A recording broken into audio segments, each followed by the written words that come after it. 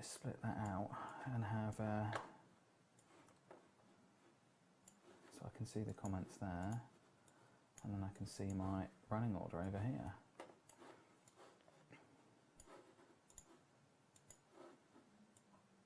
Perfect. Right. So it's 2024, and the value of video in care. So I've been having a big think. So from kind of mid 2023, we saw this kind of change in the market at Five and a Bike here. We just saw a kind of people were starting to take a different approach. People were thinking a lot longer and a lot harder about what they were using the video for and why they needed it. And kind of through that period, we were thinking about, you know, what does video mean now? So over the last, you know, since we specialised in the care sector late in 2020, we worked in the care sector before that, but the case for video through COVID was just completely clear. It was difficult for people to come and visit, so you needed to show them the facilities and your people. So it was a kind of no-brainer question in 2021, 22, and even sort of half through 2023.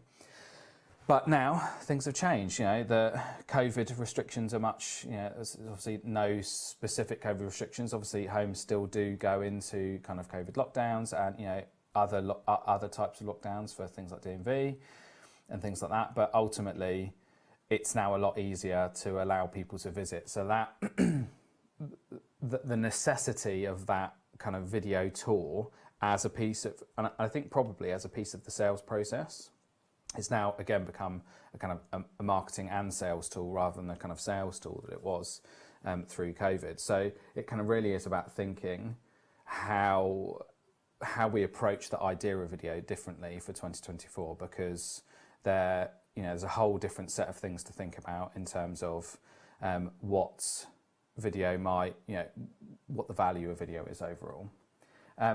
So this really is about kind of self-funders. So this applies across the board, whether your home is mostly local authority funded, or you get lots of kind of emergency last minute admissions. But ultimately, you know, so this works across the board regardless of the type of care business and the type of clients that you take on. But I think this is probably the most useful for self-funders, because you'll be thinking more about what you're using, what you're doing on the marketing side of things. So what material you've got, kind of how people follow through a process with you, you know, how they discover your brand and how they and how they end up ultimately speaking to you, coming for a visit, and then signing up to join your home. So that's kind of mainly who this is for. But again, like I said, regardless of kind of where you work in a care home, whether you're in operations or communication or marketing and sales, this stuff is important in terms of just general kind of good human communication. So I've got a few areas to cover, and I think Ben's going to put a slide up for me now, and I'll just sort of talk through. So this is to give you a bit of a kind of sense of structure for the program today.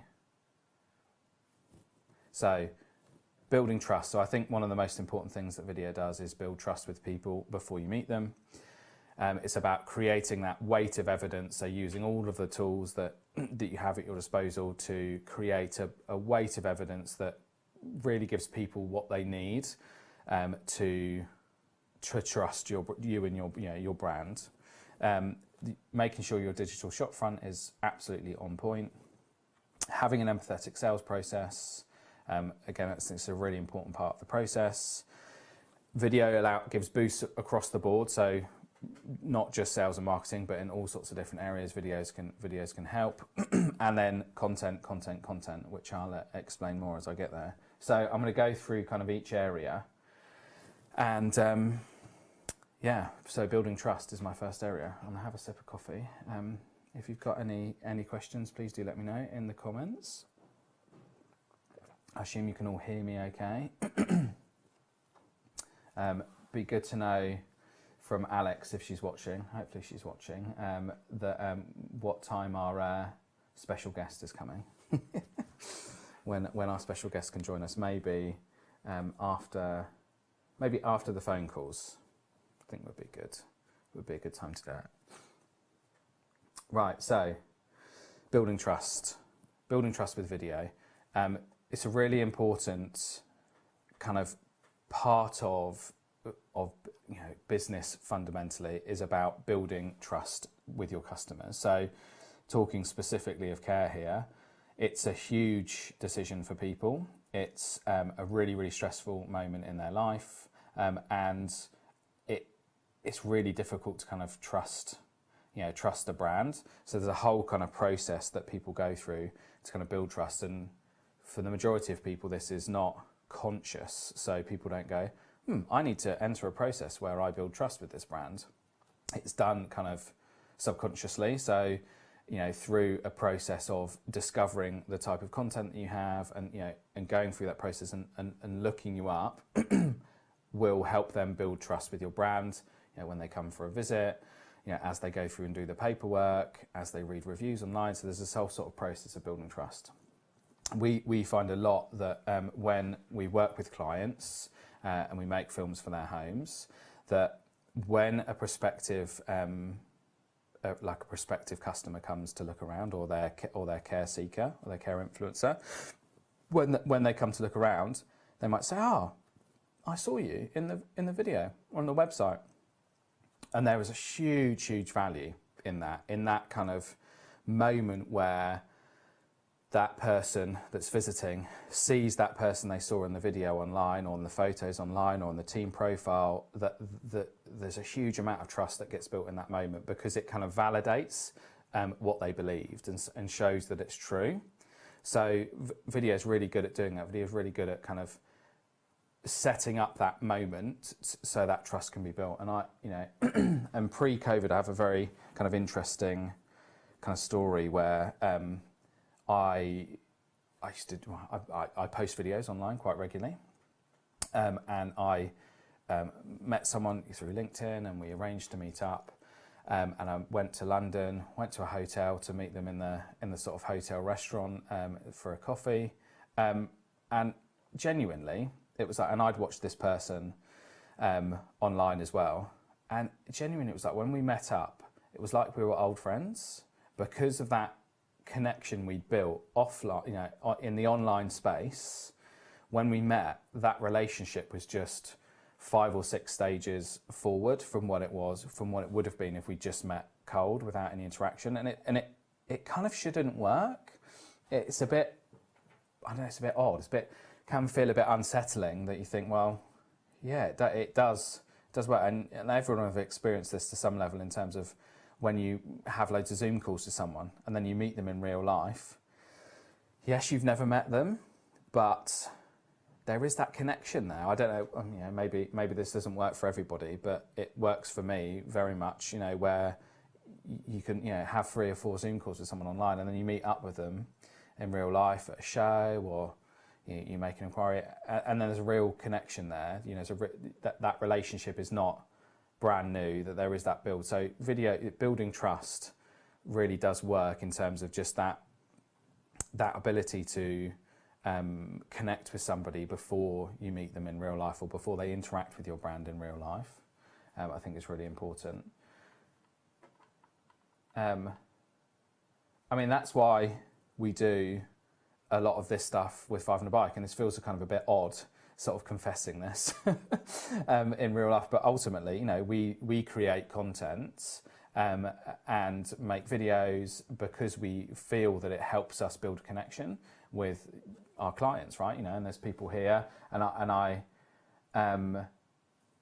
would, I'd like to think that that's kind of the process that maybe you subconsciously have gone through, where you've seen us online and then you've met us. There's a chap, Carl Roberts, in the comments here, that me and him didn't meet for ages, and we had we had loads of Zoom calls, we interacted loads online, and then ultimately we worked together. This is all based on actually being a good company and providing a service that people want. As much as you like to think, as professional marketeers, you can kind of trick people into your process, and you can cajole people, and you can kind of create clever ads that get people to interact with you. But I think ultimately, if you're not the right fit, either they'll work with you and then realise you're not the right fit, so you won't be able to provide the service they want, and they won't be a good customer for you. So I think it's really important. So Carl, I sent the Lego figures to you, didn't I, through COVID? So that was really interesting. I wonder if anyone in the care sector does that kind of what we'd call a lumpy mail campaign out to local residents. That would be an interesting one to hear if anyone's doing that. So lost my train of thought. So it's this real kind of idea that this stuff does kind of actually work. It's very very difficult to measure in a sensible way, and for years and years and years, as someone who creates kind of video marketing, I was always looking for like the perfect kind of like section of data to say, right, we put a video here and it does this and it does that. And I think as marketeers, we all kind of know it does work, but we're not really sure exactly how, how much of an influence it has. I'd like to think it has a decent influence, but I think anyone professing to understand exactly how much influence it does have, I don't know, if you've got some data on it and if you use a video and exactly how effective that is, that'd be great to know. But I think it's really, really difficult to kind of truly know what that looks like. But what we do know is in our kind of heart that this does work, that this does build connection with people, that this does do that. So that's why we do this type of stuff, because we want to work with really good customers as well. We've learnt the hard way. So 500 Bike's 10 years old this year, and we've had our fair share of clients that haven't worked out, if that makes sense. And one of the decisions we made a few years ago, and the reason that we work in care, is because care seems to give us clients that really, really work. It works for them and it works for us, and then everybody's really, really happy. Whereas when we were working in corporate, and quite often we weren't really satisfying the clients for what they wanted, they weren't satisfying us for what we wanted, and the relationship was always really strained. Whereas we find in care, I think because of the connections we built up with everybody, we do feel like we deliver a really good quality service. So ultimately, building trust does work if you are being true, being truthful, and if you're lying and you're making it up, it won't work. If you lie about the facilities you have, if you lie about the expertise you have, so don't lie in your marketing. But you should all know that. And ultimately, it isn't as good as real life. So real life is stronger, but real life is much more difficult to obtain. So in terms of if we're thinking specifically in care, and the process of someone kind of inquiring with a care home, they might inquire with 2, 3, 4, 5 care homes, and they're unlikely to go visit them all. So getting them to that point where they want to come and visit, I think video is a really important tool in that, in terms of sort of reaching out to them and saying that we'll take care of you in this process. We understand how you're feeling and what you need, and can deliver that for you. Right. So I think that's all I've got to say on building trust. Is there anyone got any sort of comments or questions on that sort of general idea? We're up to double figures for views now. Awesome.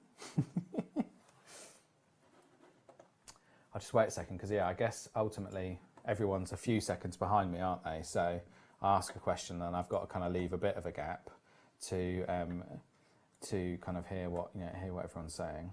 If anyone's got any questions, what I'll do is I'll wait just long enough, then I'll carry on, and then someone will ask a question. It's probably how it's going to go. I'm going to go to the next slide. I'm going to make the assumption that no one's got any questions yet. I can always circle back to it, can't I? Right, Ben's getting some more ASMR of me drinking coffee. Right, okay, I'm going to talk about weight of evidence now. So, right, let's talk about weight of evidence. So I think in the kind of establishing that ultimately you're kind of objective as a marketeer, as a brand, is to build trust with people. Then you need the kind of weight of evidence behind that. So some people say, Carl, I don't know, we find a team front and centre is incredibly powerful, and people ultimately buy people. Yeah, I think you're right, Carl. Yeah, I agree. Incredible start to the process of building trust. Yes. And do you find, Carl, that people comment about the videos when they come in? Do they say, oh, I saw you in the video? It'd be nice to know. So I think in terms of building, in terms of weight of evidence, so the weight of evidence helps you, sort of continues to help you build trust. So some people like lots of information, some people don't need lots of information, some people go more on instinct, and then there's everything in between. I remember I used to be a person that needed lots of information, and now I'm not a person that does need as much information anymore. I just think I've sort of changed over time. I remember once going to a car showroom and knowing more about the boot sizes of the different cars than the car salesperson did, which I was probably quite proud of at the time. But I spent a lot of time kind of agonising over the decision of buying this car, you know, whatever it was. And I think ultimately, you know, that was my process at the time. So I wanted all the evidence. You know, some people will want lots of evidence. They'll want to look really, really deep into everything you do, into all of the different kind of social platforms you have, all the reviews, all the different bits. And some people will look at the top level and make an instinctive decision. Ultimately, you do need to have, I think, for it to be quality, you do need to have that kind of weight of evidence behind that. So the people that make a instinctive decision can trust that the data is there. And then the people that want, you know, the more information can go a bit deeper into it and, you know, really read and understand it. I'm just going to have a read of Carl's comment. Lovely. That's really good. Yeah, it's a really good shout, Carl. Yeah, I think giving people as many opportunities to watch video content that you make. You know, videos aren't the cheapest thing to make in terms of a marketing process. So the more eyeballs you can get on them, the better. So the more places you can send them. So Carl was saying that he sends out his the video links alongside the brochures. So just to really make sure that the people have got that, you know, got that content and have the opportunity to watch it and really kind of engage with it and use that as a process of the trust building. So I have a scene to set. This is Kim and Julie. Kim and Julie, old friends. And they are meeting up in a coffee shop, my coffee shop, the Pantry at 51. So there's Kim and Julie meeting up, popping into the coffee shop, and there's Kim and Julie ordering a coffee, with yours truly serving them up a nice little coffee, taking their order, and then Kim and Julie have come sat outside to kind of have a general catch up with each other. And then Kim starts to talk to Julie about a problem that she's having with her mum. And her mum is in need of care. So her mum is living at home, but ultimately the family are not able to meet her care needs, and nor is a home carer. And they're worried about mum having to go into care. And Julie is, you know, listening intently to her friend. And then Julie is saying, okay, I know of a care home. So my dad went to a care home for a few years, and they treated him really well. And, you know, this is the care home I would recommend to you. So I think I wanted to just kind of share, you know, and hopefully you'll all be kind of aware of that kind of, that process that happens.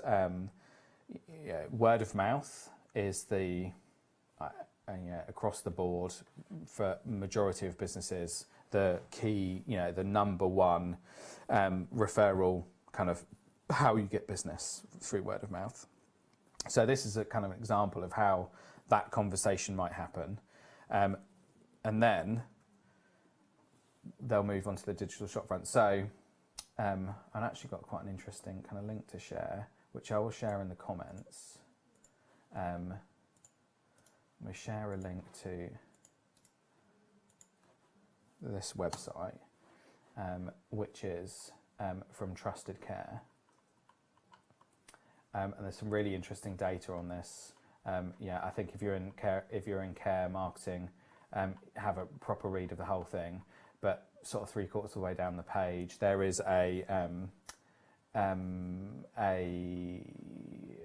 graph which talks about kind of the percentage of referrals you get from, and then the average conversion rate. And so one of the ones on here, so there's a sort of section in the middle of this which talks about home locally known, which is 12% of referrals, but it's got an average conversion rate of nearly 24%. Google search, 21% of referrals come from Google search with a 10% referral rate. So it's a really interesting data from Trusted Care on there, and I think that would be good for you all to look at from that perspective. So I'll talk a little bit about dark social as well. I don't know if anyone's heard of dark social, and this was a sort of new concept for me. I think it's probably incorrectly named, but dark social is that kind of the messages that go around about your business that you have no control of and can't see. So you might talk about something like WhatsApp or message groups or Facebook groups that you're not involved in, anything where your company is being talked about and you can't see it or do anything about it or know. So, that conversation in the coffee shop equally might happen over WhatsApp with a group. So it's something to be aware of, and when people, especially when people are exchanging messages in the digital space, they will immediately go and check you out online. So I'm going to do a bit of a kind of a search here and sort of show you what I think is the process that someone like Kim will go through after she's had that conversation with Julie. So I'm gonna Google a care home, and I'm gonna go through the process of kind of searching for this care home. So the care home that I had in mind was Kilflan House Care Home. So I'm going to Google that.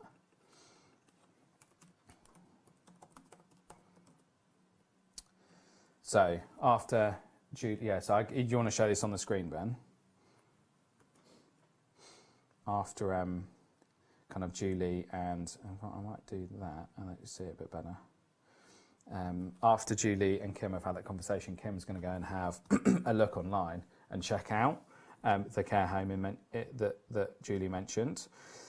And everyone will have their own process, but they'll go through, okay, well, that's got 3 Google reviews, which is not actually that many. Nice to see that the owners responded from the reviews, but they're very old reviews. They're going to go onto the website and have a look and see kind of whether this organisation has the things that they're looking for in terms of what Kim's mum needs in terms of care. Yeah, I think this is quite a good idea here with what this home provides and doesn't provide. They've got a little video tour here, which I'll play. You won't be able to hear, but I think it's just a picture show reel, this one. Might not even play because we're sharing the screen. So they've got a little video here. Oh, no, okay, maybe it will work. Who knows? Some photos here. Not very people-based, but it shows the facilities. So great, I've had a little look at the website.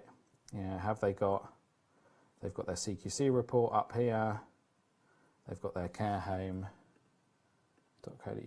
reviews on here.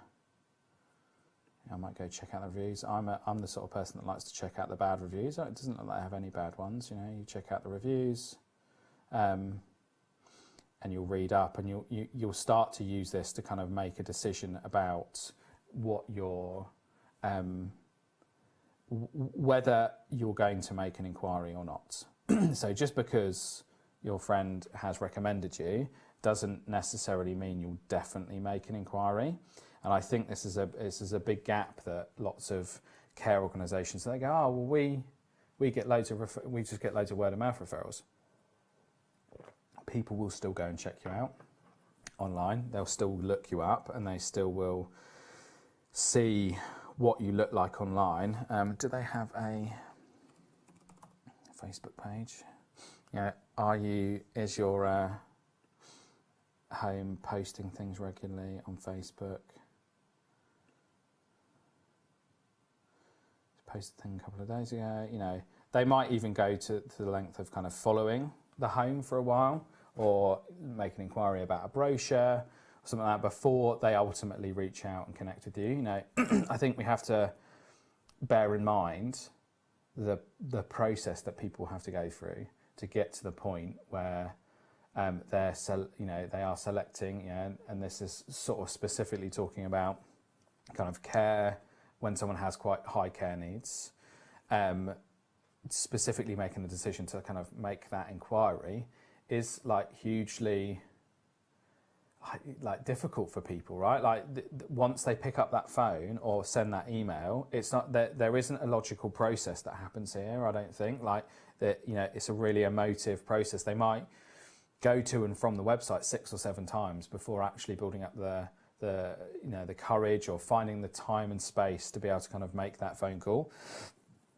Yeah, and then they might make an inquiry, and if the inquiry doesn't go well, they'll drop it at that point. Or if the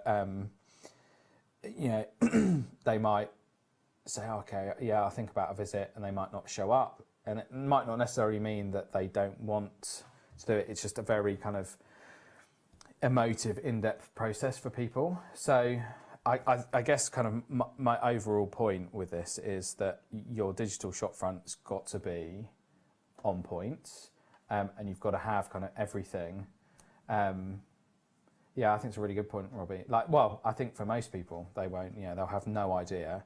You know, care is one of those things where you don't really know anything about it unless you've had to have an interaction with it. So most people, until they sort of actually walk up to the moment that they need it or one of their family members needs it, they just won't have any clue at all. You know, they won't know. You know, we're all comfortable, familiar with the idea that, you know, care fees range from sort of, you know, £800 to £2,000 a week. Some people, £800 will seem mind-wateringly expensive. You know, that they will never have even contemplated how much that should cost.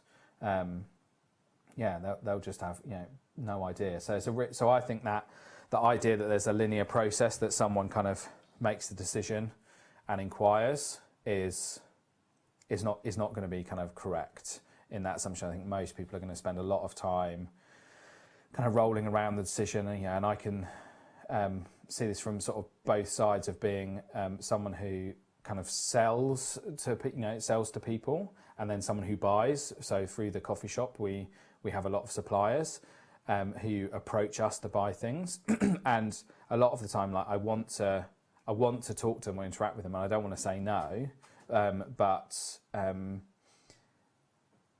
you know, I'll do that thing where I won't sort of get back to them when I said I would, because I've got a kind of whole load of other things going on, and then there's a whole sort of emotional decision if I want to sort of change a big system or process within the coffee shop. So yeah, you really need to have kind of all of your digital shop front needs to be on point, and I call it the sort of digital shop front because imagine you have a physical shop, and the outside of the front of it looks really scabby and run down. You know, you would spend some time fixing that up, wouldn't you? You know, if the outside of your home got graffitied, you would immediately get on it and fix it up.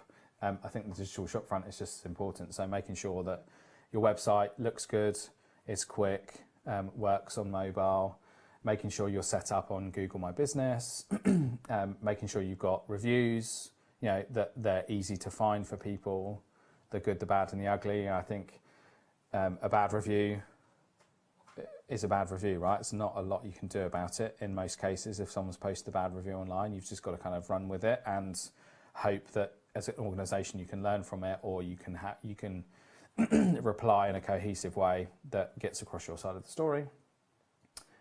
Ultimately care is hugely complicated, and it's, you know, nigh on impossible to get it right 100% of the time. So, I think any long-running, well-established care home will always have the odd, someone have had a bad experience. Having nice photos, not using stock photos, because people don't know they're stock photos, but they do kind of know. Like people can, they'll see the photos and they won't build a connection because they kind of instinctively know that's not real. So making sure you're using real photos. Obviously videos as well as part of that, like having good content which shows people around the home. It's, one of the things that we do know video does really well is holds people on websites for longer.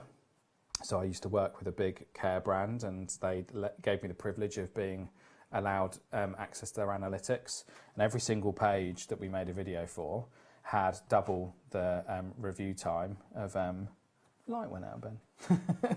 had double the view time of the rest of the website. So the website had an average view time of say 1 minute 20, and any of the pages with video on them had an average view time of 2 minutes 20. So the videos really did make a big difference in terms of yeah, do you want to grab another battery? Do the battery run out? That's all right. We just had a light go out, and it's very sunny today, so it's I need the extra light on me.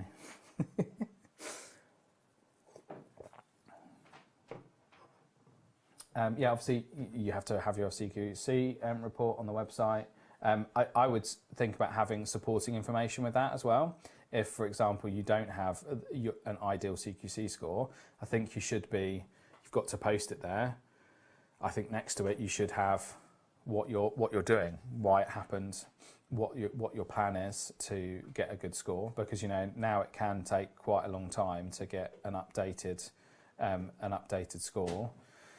And it's not everything, but it is part of the process for people. Just things like your food hygiene ratings, your team profiles, like making sure that you've got pictures that your team are on the website. All care homes employ a lot of people. I remember having a really interesting conversation with a friend of mine who had been looking for a place for his mum to go, a care home, and he was really focused on the idea of whether they had permanent team members or temps. So he as part of his process, he was determined on the idea that a good care home didn't have loads of temp staff, so he would sort of go out of his way to find out whether they did or not. I'm not sure quite how he did that, but I think if you've got team profiles on the website, if you've got a manager that's worked for you for 5 years, that manager's picture at the very least should be on the website with some details about them. If you've got senior carers, yes, it might be a bit staff change in and out of care homes quite often, but you should have as many of the team as you possibly can on the website as you go. And then social media. I think you don't have to go mad.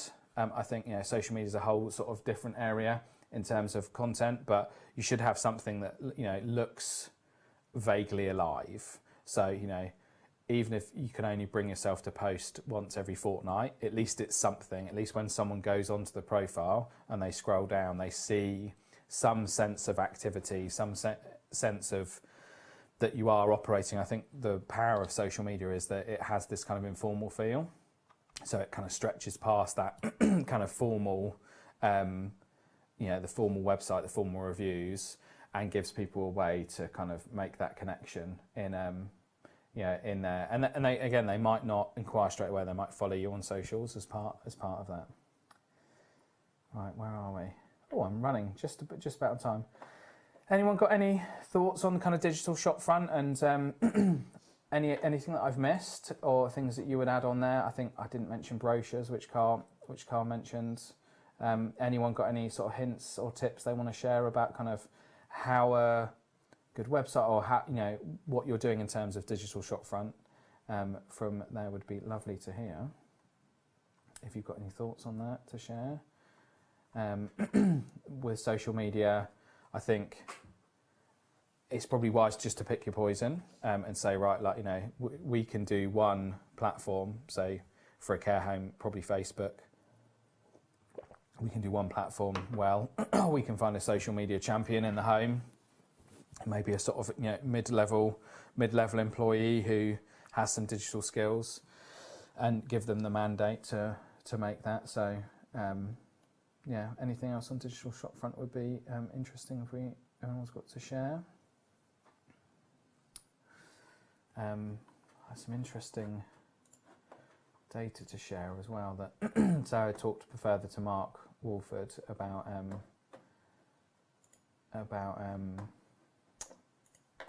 kind of care inquiries in this year, and here's some interesting kind of information that he provided me.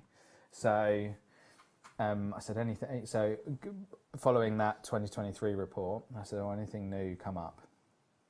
And he said, "Probably the most interesting stat this year has been the average time from inquiry to admission has dropped from 12 days from 22 when comparing Q1 2023 to Q1 2024.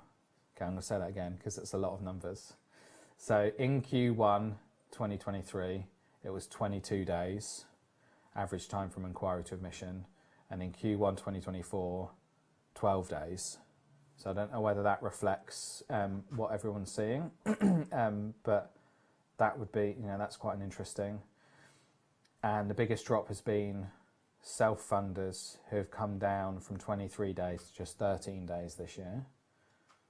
So a lot of the buyers in the market at the moment are more, so they're further along in the process. And maybe this is all the work that all the care home groups have put in throughout COVID that provides that kind of strong digital shopfront. So when people, they can get most of the information they need online and then just sort of get on with it. Right, I want to do something for a bit of fun now. I'm going to try and do a example phone call, a good one and a bad one. So my next section is about an empathetic sales process. I had a really interesting conversation with Carl about this at the care show. And you've done all this fabulous work in your marketing process to get people to trust your brand, get them on board, and then this happens.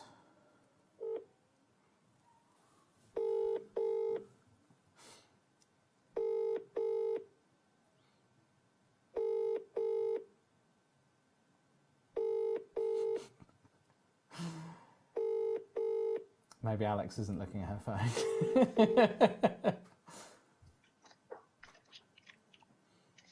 Hello?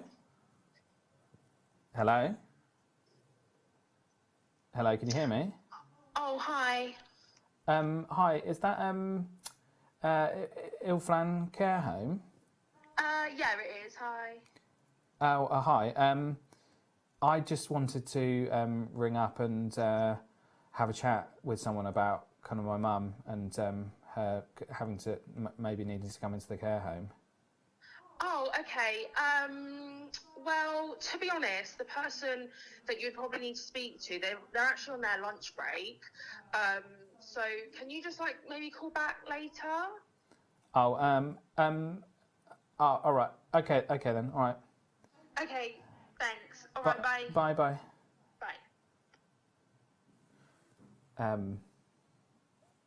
I don't know. Did you think that was the good one or the bad one? Right. Let's. I'm gonna phone a different care home.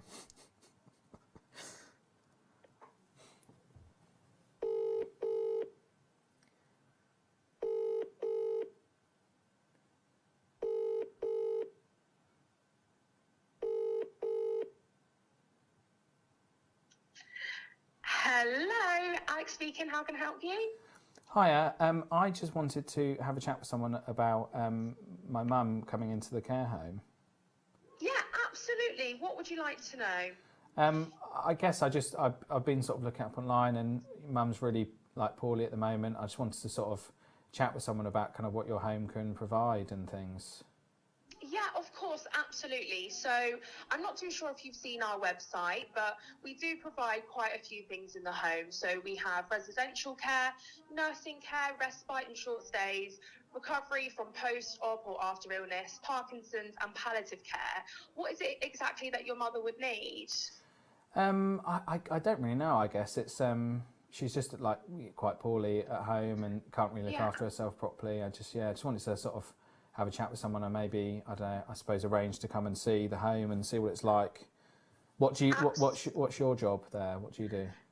Absolutely, of course. So I am part of the reception team, but you can pop in whenever you want. You don't need to make an appointment.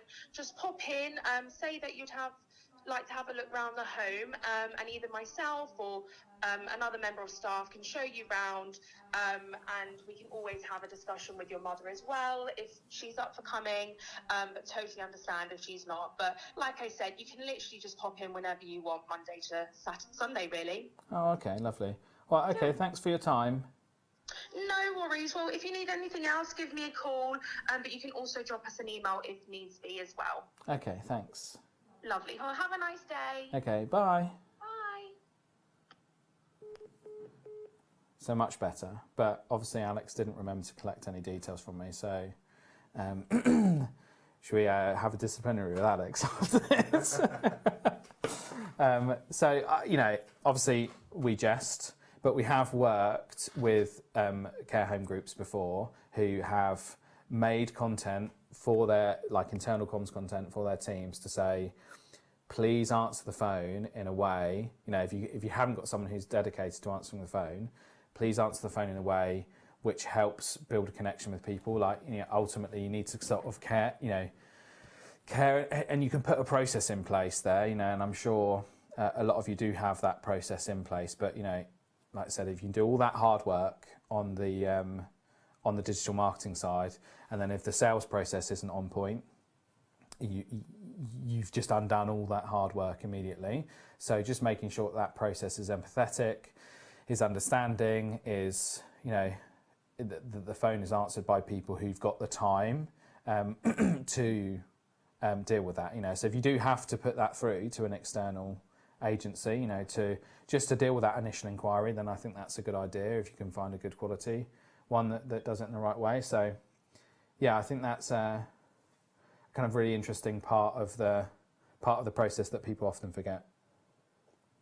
Is, yeah, great, you've made all this content and they love the brand, and then they ring up and the process is terrible. Yeah, and that goes right across that process, the sales process, like making it as easy as possible for people to kind of step through it, because I guess ultimately buying care services is quite complicated. There's going to be complicated contracts, there's going to be complicated information to take in. So kind of helping people understand that all through the process, and having kind of, you know, you can have content all through the process, and it doesn't have to be professionally produced content. It can be kind of just stuff that you screen recorded, stuff that creates that personal connection with people. So I think that's a really important kind of part of the process. And again, if anyone's got thoughts to share on that, that would be great. My next slide, so I have a sip of coffee. I've got all the frothy bits on top of my coffee. And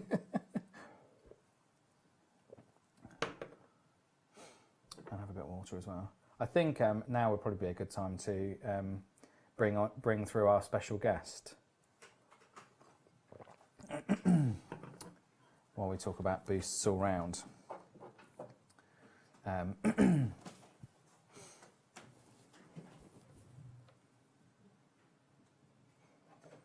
I'll bring our special guest through. So when I talk about boosts all round, one of the kind of things that surprised me about about sort of video through the process. Do you want to come? Careful of the wires. You want to come through and say hello? Oh, are you going to make it? Wise? Yeah, you're going to be in it. There we go. So this is the new office dog. I think you might have to go down a little bit now. No, Fudge, you all right? So my dad's just got a dog, and it's our new office dog. She's very sweet. Fudge.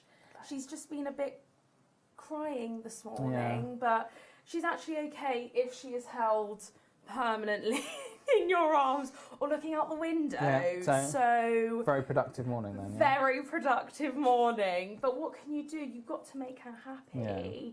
I think she's thirsty, but she's not drinking any water. But I think maybe she's just a bit upset because Guy's not here. But she's been a very good girl. exploring and everywhere. Cool. All right. Thank you. Thank you. Thank you. No, thank you. No, thank you, Alex. No, thank you. Oh. Alex is smashing up the studio. So that's Fudge, our new office dog. So boosts all round. So yeah, one of the things that surprised us about kind of the about video in the kind of in the sort of sales and marketing kind of arena is that it has impact sort of much wider than we expected. So one of the big things that we didn't expect is the boost to team morale. So when we go into a home and we make video content, the people that work in the home and they really feel like the company's investing in them. So it's quite an exciting day. Everyone's a bit nervous. Fudge just made their Friday better. They enjoy they're sort of nervous of the process, but then they ultimately enjoy it when it happens. And then it's really nice to see kind of your residents, their family members, your other team members talk about kind of the connection they have with the company and how much they enjoy it. And we really sort of see a good kind of boost in team morale in that aspect, and it really helps everybody focus a bit more on the kind of sales and marketing of the business to sort of understand it. I think there's some really good boosts in terms of if you're planning on selling your care home, that it's a great tool in that kind of asset pack when you're kind of using that to kind of build a value case to someone else to say, this is what the home is all about, this is the manager, this is So I think that as part of the process of kind of selling a care home, you should have video content to kind of really show what that is, so you can maximize the value you receive from the sale. So team morale, boosted sales and marketing, and then sort of operationally as well, in terms of using video to help explain to people how things work, to train them, to recruit them, to onboard them. So there's a whole kind of piece around all of that stuff. Good onboarding video, or a good series of videos as part of the onboarding, I think is really, really important in terms of that, building that connection with people in that first instance. If you're, maybe you own 3 or 4 care homes, and you can't sit with every new employee to go through everything with them, but they can watch a video from you as the owner to explain what it is that your vision is for the company. Excuse me. Right. So yeah, boost across the board, really kind of important part of it. That the value it comes from like further than it comes further than just the kind of impact it has on sales and marketing. So I think that's a really important thing to consider from that perspective. And then what else did I have to say? And then really my next slide. Got my next slide, Ben, when you're ready. Just going to find another document I was working on. So I think, and I guess I would say this as someone who creates content for a living, but content is really important in terms of just kind of having that kind of spread of content across the board is really important in terms of if your digital shopfront is on point and you have good local reputation, content can really kind of help just boost that across the board. So and I don't just mean video, so I mean so we launched a different brand called 5 Speed Films, and for that brand we're going to attempt to make 50 pieces of content over 24 hours as part of a campaign to kind of show the value of doing that overall.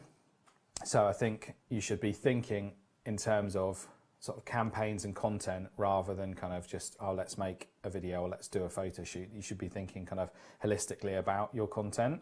So if you have all these bits and pieces sorted out, what's your next campaign? Like, what's your next kind of big event that you're working towards? So I think events can be really, really good at driving traffic to kind of visit your home. I'm really into the idea at the moment of sort of hyper-localisation, that you're ultimately, as a care home, your market is, if you're a sort of adult, if you're an elderly residential care home, your market is fairly defined in terms of, some people will travel a lot further, but most of your residents are going to come from within the sort of 5, 8, 10 mile captured area. So from that perspective, you really should be looking to sort of dominate that local market in terms of content. So do you know what the kind of good local Facebook groups are? Do you know when all of the like fates and boot sales and the gardening society and the local WI, do you know when they're doing all their different bits and pieces? And is there a way that your organisation can support them, can sponsor them, can give them a venue to host events? Could you invite the local WI in to do an event at your home, for example? So looking to kind of hyper localise and then using those events to kind of make content for, make content of, and then promote the next kind of thing. So a kind of good idea would be, say, right, we're going to focus around we're going to do a summer fete for our home on the 15th of July. So from this point onwards, we can make lots of content around what's going to be at that fete. We can post in local Facebook groups about, does anyone want to do a stall holder at our fete? Could you approach other local businesses to do partnerships with them? Could you approach local kind of networking groups to get them involved in it? And use those things to make content. So photos, posts, video content. It's a whole kind of ream of things that you can make, focusing in on this event, and then you can film the event and make lots of content of the event, and then use that to promote the home. Again, all very, very localized. So don't think about content in the singular, think about it in the plural, and try to make kind of batches of content for your home. I think, we've always approached the idea of kind of like, we'll come and make you 3-5 pieces of content in a day. I think we want to adjust how we do that and maybe think about making 10 to 15 bits in the content a day, and thinking about how we make quicker, sort of shorter bits of content that are, especially if you've got the basics done. So if you've already got a kind of welcome video done, and you've got kind of a tour of the home, and you've got stuff about your specialist services that you provide, then really in terms of content, your next level, you want that to be kind of short and interesting. Can you add content to your sales process? Can you add content to your social media? So really think about kind of the broad kind of content overall. Got a comment here. Real people in storytelling. Hi Geraldine. Real people in storytelling, both written and in video format, is essential to create empathy and trust with potential residents and boost recruitment. I agree. I think your home will be full of fantastic stories. And one of the things that we used to do a long time ago was, and this was sort of pre-COVID, was make videos about people's specific. So I remember we doing a video about someone who was an ex-professional footballer, and the home arranged for him to go to watch the team that he used to play for, or some ladies that went to kind of Ascot races, and we made a load of content around that. And I think if you're someone who organises activities, if you've got an interesting activity, a potential interesting activity, you might be able to unlock a bit more budget if you can say to the your management team, "Oh, this would be great for social content as well." So, can we pay for this person to go to a concert? Yes, we can, because we can do a few clips for social media. So I think thinking about sort of content broadly is really, really important, and thinking about kind of campaigns that you build. And as an organisation, we really want to move to kind of work strategically with customers to help with content plans. So rather than just saying, okay, we'll come and make you a video, we want to kind of look at your business holistically and say, what content can we make for you that's going to last you 6 months, 12 months, 24 months, that means that you're going to be able to have stuff to talk about, to drive traffic, to build that kind of trust locally, like in an ongoing way. So I think that's a really kind of important approach overall. Coming up to 11, I let a lot of tell the stories of your local heroes yet. I think that's a really interesting idea, Geraldine. Anyone wanna do that? I've left plenty of time for questions, but if you've got any questions, do you want to get them in now? I'm just going to give a bit of a summary of what I talked about. And yeah, so really my kind of main, I'll come to that in a minute, but in the question side in a minute, Ben. My main point really is in 2024, you need to use video to build trust, to have a fantastic digital shop front, to then leading into a fantastically empathetic sales process, to kind of really help that overall kind of fluidity of the customer and that building of trust. So that's my sort of key message here is video is just really, really good for building trust. It's not as tangible as we'd like it to be in terms of like, input 1 here, get 3 out here, because I think that, realistically, if we understand that it's very difficult because it's part of a kind of overall process. But what we do know is that it does build trust and it does work. So, investing in kind of content across the board, throughout this year and going forward, I think it's a really valuable thing for care organisations to do. Have I got any final thoughts or final notes?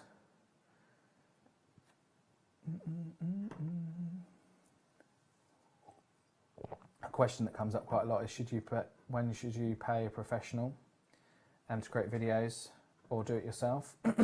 So I think there's a tricky thing with creating the content yourself or getting someone as part of your team to create the content is the time to do it and the skill set. The skill set is more obtainable than it's ever been in terms of content. So when I first started making videos, you couldn't just pick up a phone and film something and have a fairly decent chance of it looking okay.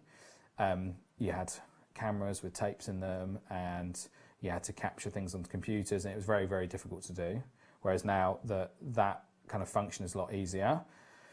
It still takes time, and it still takes kind of what we'd call kind of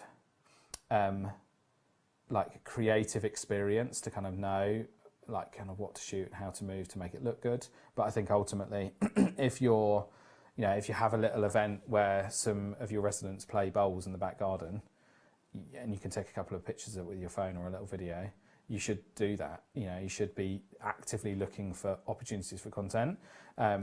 One thing we'd advocate for is identifying within a home a kind of social media champion. So someone who is part of their role, and this probably would greatly suit kind of activities coordinators because they're always doing kind of fun stuff.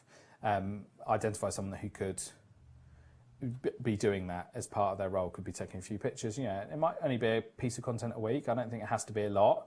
I don't think you have to. I advocate for kind of posting good stuff semi-regularly rather than kind of just stuff every day. I think if you're just sort of posting generic content every day, it just gets ignored. So like, for example, with my coffee shop, I try to post good stuff that's engaging once a fortnight, once a week, something like that.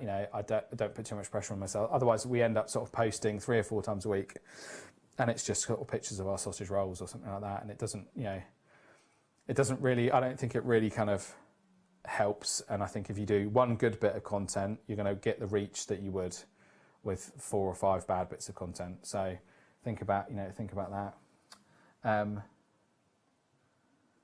3 things to convince your FD. That was a thought process I was having. Like, how do you convince your FD to spend money on video? It's an interesting question that I don't necessarily know the answer to. maybe it's about understanding where they see value and, you know, what it is that they see. So, you know, sometimes an FD might buy if they feel it's a really good deal. So, you know, would it be better to, I don't know, say if you're going to do a video for, you know, 3 videos for 3 different homes and you're going to spend 10k, would your FD be more likely to say yes if you said, right, I'm going to make 30 videos for 10k rather than like 5 or 10? You know, is there value in that? I suppose part of it's just understanding, you know, when when the budget is. You could talk about kind of the investment case for it. So in terms of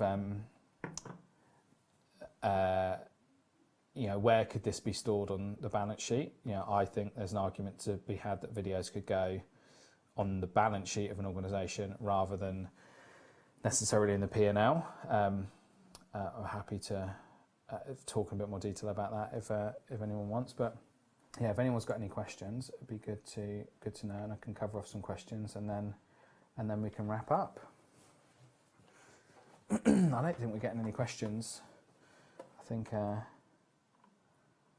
got lots of experienced marketeers in the room, so yeah, they probably know. They probably know all the answers already.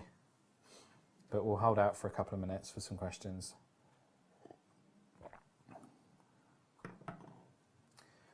And see if anyone's got anything to say.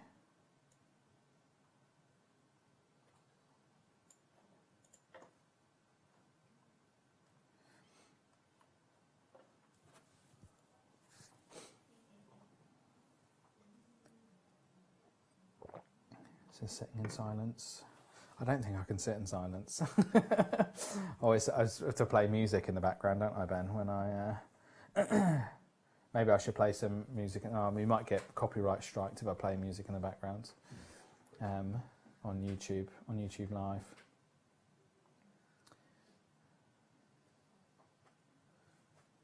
I don't think it looks like we're getting any questions in. Oh, here we go.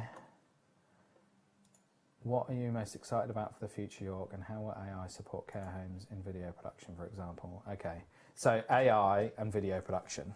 So I think you've got a big issue with it. So the big kind of issue here with AI is that it's not real. And if you use AI to generate images of people that you're caring for example, and then you get caught doing that, you're going to really suffer quite a negative reputational risk. So I think for some reason we've accepted that stock photos are okay, but I think stock video or AI generated video, I think crosses the line. It does for me anyway. So if I go onto a website, you know, the quality is very, very close, but not quite there. Some odd things about it. But I think if you're using AI as part of your kind of marketing material, kind of pretending it's real, then I think you might have a weird, you know, you're potentially suffering a reputational risk. Ultimately, I think building trust is about being open and honest. And if you use AI, you suffer the potential risk of you getting kind of, you know, someone saying, "Oh, what do you mean that wasn't real?" Having said that, I think there's some really interesting applications in, for example, when we interview people. So we'll tend to sit down, we'll shoot 2 or 3 hours worth of interviews in a day. We're getting close to the point now to be able to use AI to help us funnel that down a bit quicker. So typically it might take us kind of 4, 5, 6 hours to cut down 2.5 hours worth of interviews into kind of cohesive messages, whereas if we could potentially use AI, because AI can kind of go through it and say this, it can read what it's saying, and then it can kind of tell us, it can highlight to us where it thinks the best bits are. Obviously we'll then as humans go in and sort of say, right, that bit looks good, that bit connects nicely to that one, that bit connects nicely to that one. So I think there could be a process of shortening the time it takes to edit using AI. So I think there's some really interesting applications there in terms of that. But yeah, I think using AI, and I saw one company use it very interestingly, where they used AI images, like AI generated images of kind of children that were kind of dressed up like as funny old, like sort of dressed up as old people, and it was like, and they were explicit about the fact they used AI. And I thought that was quite interesting that they'd done that. So I think if you're going to use AI but be explicit about it, then that's fine. But I think ultimately, video is about kind of trust. So I think there's some interesting applications in terms of like the technical side of video production and making it easier, and kind of maybe making poor footage or poor audio better. So for example, now you can, if we recorded an interview and the sound's bad, you can run that through AI programs that generate the voice again, so you can kind of get a clean audio track. So I think from a technical production perspective, there's some really interesting kind of innovations that might allow us the space to, like I said, rather than create 3 to 5 videos in a day, we're creating load more videos, because that's actually what the market demands, is more content. So I think, yeah, but then I think in terms of using AI generated video specifically for your marketing without making it explicitly clear at this moment in time that it is AI, I think could create a reputational risk for an organisation. Great question, Carl. Thank you. Any others?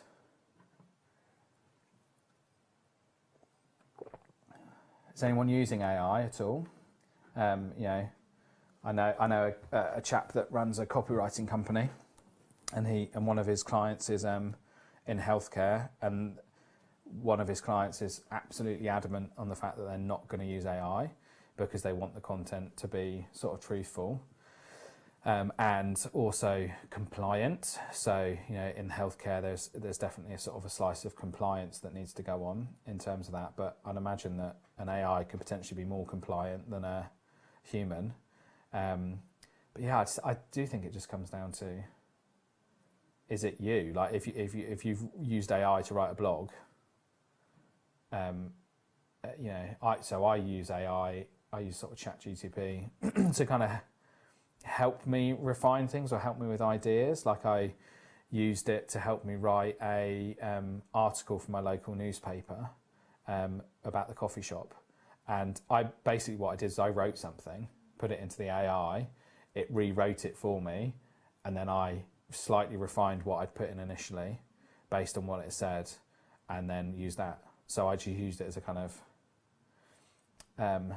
I suppose as a tool, like anything, like a Grammarly or like spell check, like a tool. But I think if I went into it and just said to the AI, what's the value of video for care? Let it generate me an article, and then presented that to you guys, then like that's not good, right? Like it's just me pretending. Like I thought I actually spent time thinking about this quite hard to make sure what I was delivering was like sort of genuine and like my actual thoughts, you know, mine and my team's actual thoughts on it. So any other questions?